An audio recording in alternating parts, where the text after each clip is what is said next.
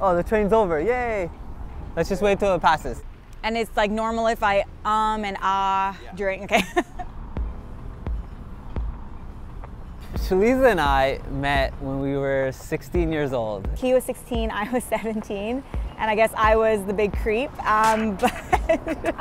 We actually met at a nationwide summer camp, and we were never really supposed to meet, but we somehow found our way at a dinner table of just 4 people, and we ended up just talking the whole dinner. Very soon after that, I think we were like talking on MSN. We somehow found ourselves talking for hours about everything and anything, and it was so natural. That's what really made us click.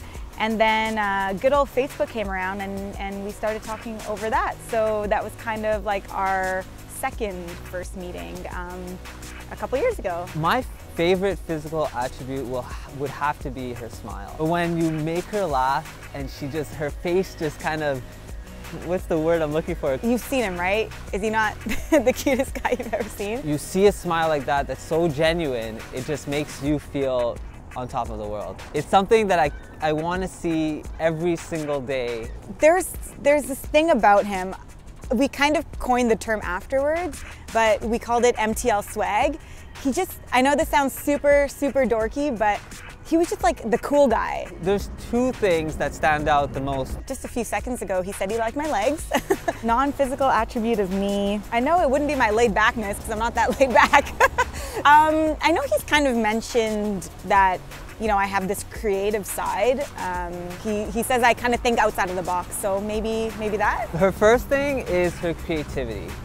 She's probably the most creative person I've ever met. She finds a way to bring out the best in things and the best in me. I think it only takes one time meeting him. He just makes you feel so good. You feel just yourself, you feel like everything is right. She's very goal-oriented, and she kind of maps out her future and what she wants in life. It's one of those things that I'm so happy she is the way she is because she just makes me better. Yeah, I'm curious to see what she has to say. He has great hair. Whether it's like he's just woken up in the morning or just stepped out of the shower or he's hairsprayed it, it's always perfect. It's like I'm really jealous. He has a great smile as well. The real, genuine, I'm super happy all the time kind of smile. Got me hooked from the beginning. When we actually started speaking about 2 years ago, I had just moved to Toronto, and I get this random message on Facebook. I messaged him first just to see how he was doing. And we haven't spoken in a few years, I want to say. It's been a really long time. And here's this pop-up message, and it's Sheliza Abid, and she's like, "Hi, how's it going?" I noticed that he didn't have any relationship status on Facebook, so I was like, okay, he must be single. Not a stalker, I swear. If I am, whatever, it worked out. That was it. That was the beginning of, you know, where we are now. My favorite thing to do with Sheliza. I guess I know this is like the cliche answer, but I love to do everything with him.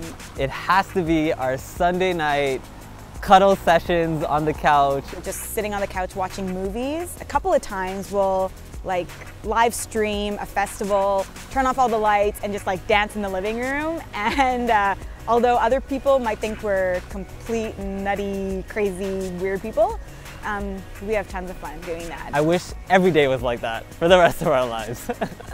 It's funny, whenever I describe the proposal, it's like the longest thing ever, and I'm always jumping from this day to this hour. He just kind of asked a question. He goes, "How would your parents feel if we moved in together while we were engaged?" I'm like, I dare you to ask my dad, go ahead. He's gonna say no. Sheliza is the toughest person to surprise. Like, it's impossible. Like, I've tried so many times to surprise her. And he goes, "Well, I'm leaving in November.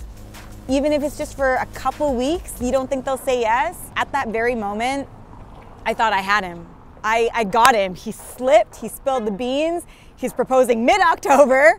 I've got a few weeks to go, get ready.